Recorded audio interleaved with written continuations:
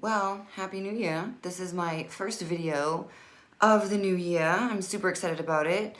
This year is very exciting for me because I have my second book coming out.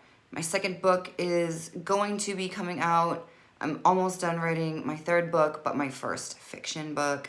And I do have an idea for my next fiction book. So I'm super psyched to really dive into writing this year and kind of get some of these things out. But I'm definitely not stepping that far away from my roots of helping people to recover and date again after a toxic relationship. I feel like it's something I still really want to do and I have such a passion for it. And I think it's because as I walk through this healthy relationship, I'm still learning who I am and how to be in something healthy and like what kind of accountability I still need to take. I know if you follow me, if you've listened to my podcast or anything like that, you know that when I went through recovery after being in a toxic, abusive relationship, I thought for sure when I was going to date again that I would be so ready. I would be so perfect that whoever met me was going to fall in love with the most perfect specimen of a human. And it turns out I'm not even close to perfect. And I think I had these expectations of myself of being this perfect person, always understanding, always willing, always patient. And now I'm realizing that I still need to have a voice in any relationship that I'm in. And it's okay to have a voice. And if you're in the right relationship, you're allowed to have that voice. There are certain things lately I've been dealing with myself.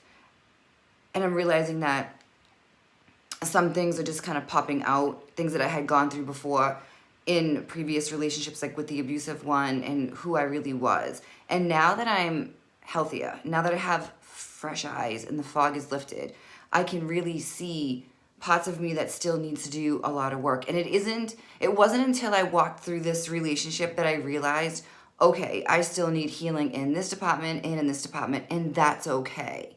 So it's been quite some time since I've been with the same healthy person, and I'm still realizing that I have healing to do. And I'm always going to have to heal. I'm always going to have something I need to work on, something I can improve.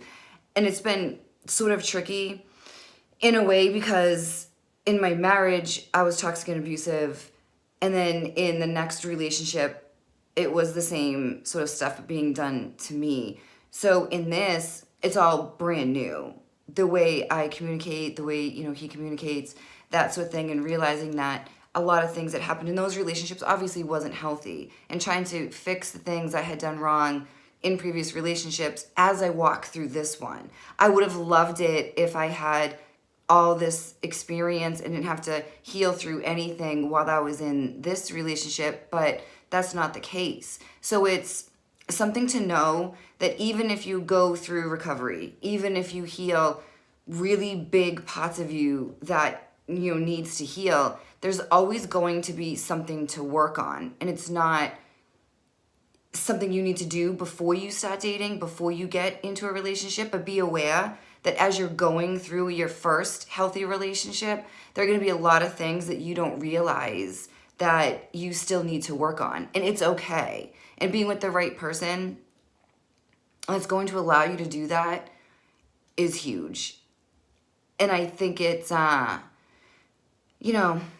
blessing to find somebody who's going to be like, okay, you have, some stuff to kind of work through. And there's like a part of me that wants to be like, oh no, you have to work on this with me and you have to do this. And I'm feeling this way because of you.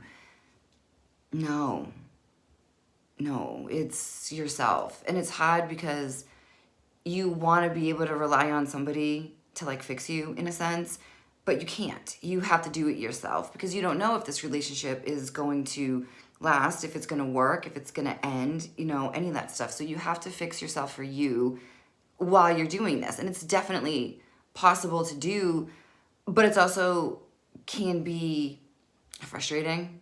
It can be irritating. It can be exhausting to kind of keep working on yourself, but it's worth it. And when you find someone that can say to you, maybe you need to work on this a little bit or whatever, but still guide you and still be there for you and still support you, then that's amazing. You're super lucky to find something like that. But if you find someone who's like, no, blah, blah, whatever, and they're just mean to you, then, move on. But when you find someone who you say, yeah, I'm walking away from this, and they're like, no, you're not. It's a nice feeling. It's a nice feeling to know that even though somebody can't come in and fix you, they can support you while you fix yourself and understand, or try to the best of their ability to understand like what you're going through, and that you are a good person and you have a big heart and you've been through some stuff, but you still love.